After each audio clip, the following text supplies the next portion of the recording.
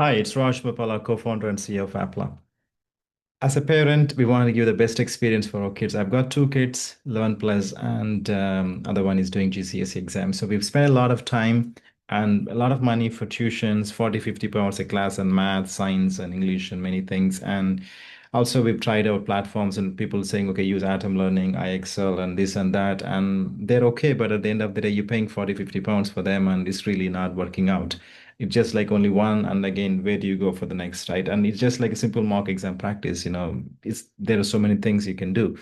It's not really a comprehensive feedback mechanism tool, right? That's what I think. I got really frustrated with all these tools, and again, spending with teachers and tutors is not really working out. So here, that's why we built Appla with the vision of actually helping kids as early as, like from year 8 years onwards to all the way to the GCSEs. We've got the whole curriculum built.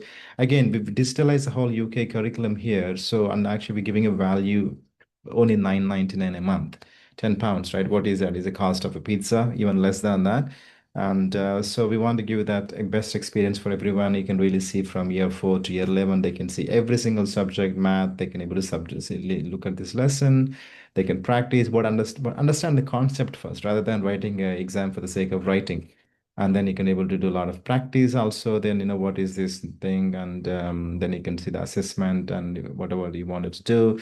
And you can do a lot of things again each year, year 4, year 5, year 6, all the way to there, right? And that's about it. And also you can, once you have there, then probably, most people will go for 11 plus, which obviously you can really see.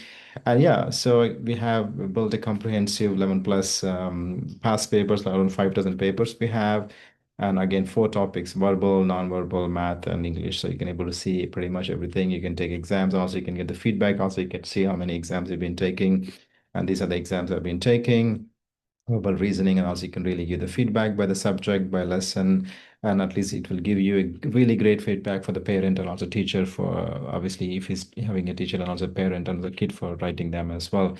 You can do quite a lot of things as well. So an example, let's take an exam for verbal reasoning. So you can really see that it actually I did an exam math for now before it actually tells you where you got right, where you got wrong. It's really great, right? As a parent, you cannot able to tell, what is the correct answer, right? So you can able to do, and it's brilliant, isn't it? So it just saves a lot of time. A lot of institutions are charging 40, 50 pounds, even for a paper sometimes, cost like that. And we're giving for free 5,000 questions, right? And many unlimited questions and papers they can do, all for 9.99, and they can do practice again if you want to do it. Just simply go and write an exam, and you can able to see, submit papers. You can directly see as well, and the results coming through. As an example, let me go back and show the exam as well. So if you see some of the exams what I've done just now, you can see that exam coming through as well. You can really see the results. So it's just brilliant way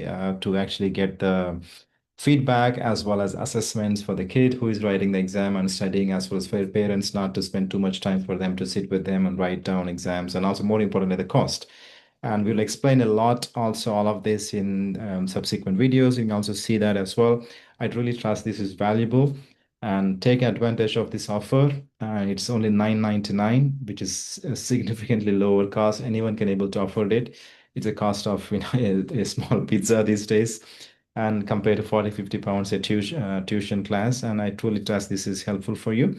And yeah, sign up at applaa.com/UK, applaa.com/UK, and register for free. And it's 1 month free as well for you guys. So make use of it. And if you're writing the 11 plus exam, all the best.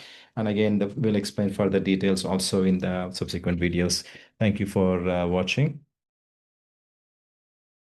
Welcome to this explainer. If you or your child are gearing up for the 11 plus exams, you already know the sheer volume of practice can feel completely overwhelming. It's like staring at a mountain of papers. But I can tell you right now, the way you review a mock test, that might just be the absolute single biggest factor in your ultimate success. We're going to completely transform how you approach this prep today. Let's get into it. Okay, it's the classic trap, isn't it? You finish this exhausting, stressful practice test, you hit submit, and immediately your brain zeroes in on one single thing. I got 75%, right? Sound familiar? It is completely natural for both parents and students to instantly fixate on that raw score the moment the test is over. I mean, you've worked hard, you want to see a tangible result.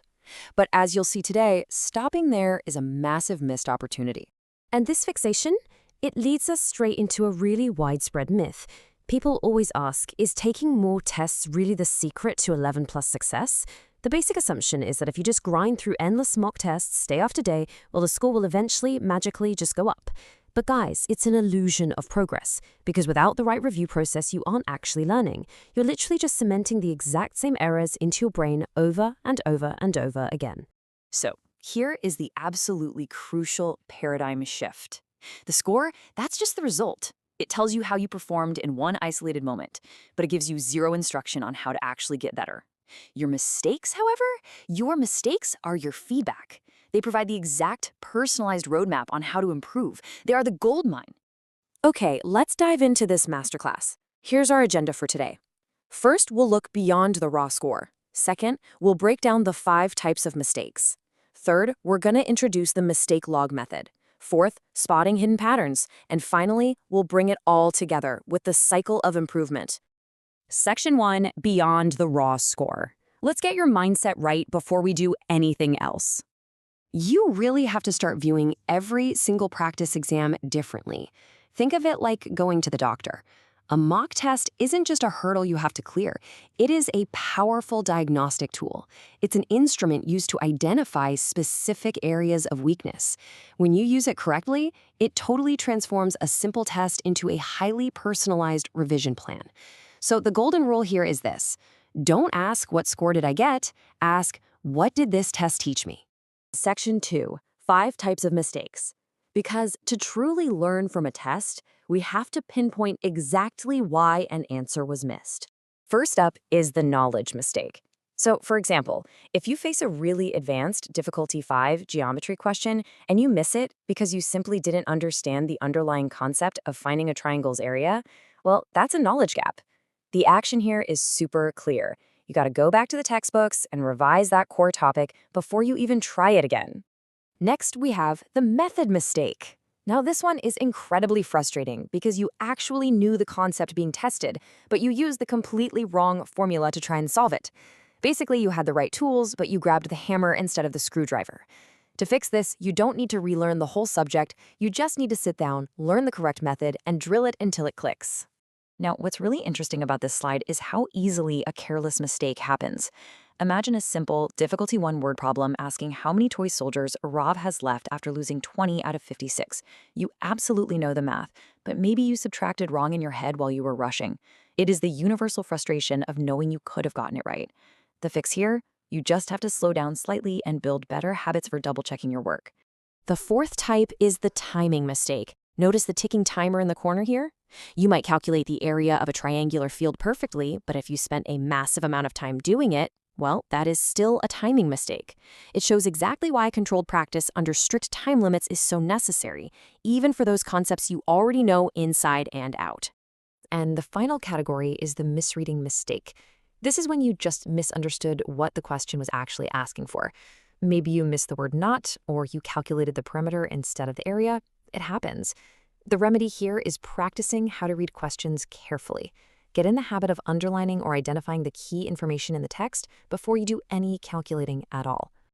Moving on to Section 3, the mistake log method.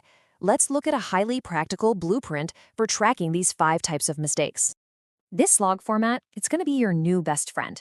For every mistake, you write down the question, the topic, the specific reason you got it wrong, using those 5 categories we literally just covered, the correct method, and most importantly, what you will do next. That final column is where the magic actually happens. This brilliant little table magically turns the sting of a wrong answer into a highly actionable, personalized revision plan. You stop feeling defeated and you start taking back control. Section 4, spotting hidden patterns. Because once you have your log filled out, you get to start doing the real detective work. Look, 1 mistake might just be a random fluke, but 5, that's a clear pattern. If your log shows 4 mistakes in fractions, it's waving a giant red flag, telling you to make that topic your absolute #1 priority for your next practice session. And please don't forget to review your correct guesses too.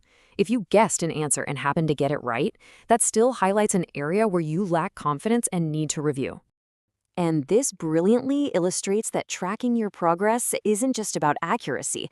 You might have a great overall score, but if you look at a specific question type and realize it's where your minutes are slipping away, you've found a hidden weakness. You must analyze your tests to find where you are losing time. Every single minute saved on a topic you know well is a minute earned for a much harder question down the line. Finally, Section 5, the cycle of improvement. This is where we bring the entire explainer together into a repeatable, foolproof system. Let's move to and see how this builds the ultimate success loop. You don't just take a mock test and immediately rush into taking another one. No way. You take the test, you rigorously review it, you identify your weaknesses using your log, you do targeted practice on those specific issues, and only then do you retest. I literally cannot stress this enough. Targeted practice absolutely must happen before you retest for the cycle to actually work. And I really want to reassure both parents and students here. The goal isn't necessarily a massive, immediate jump in your raw score the very next day. The true goal is consistent, steady progress across all these metrics.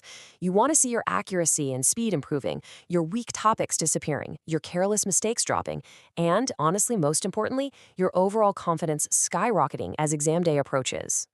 So I'll leave you with this provocative question to end our explainer today.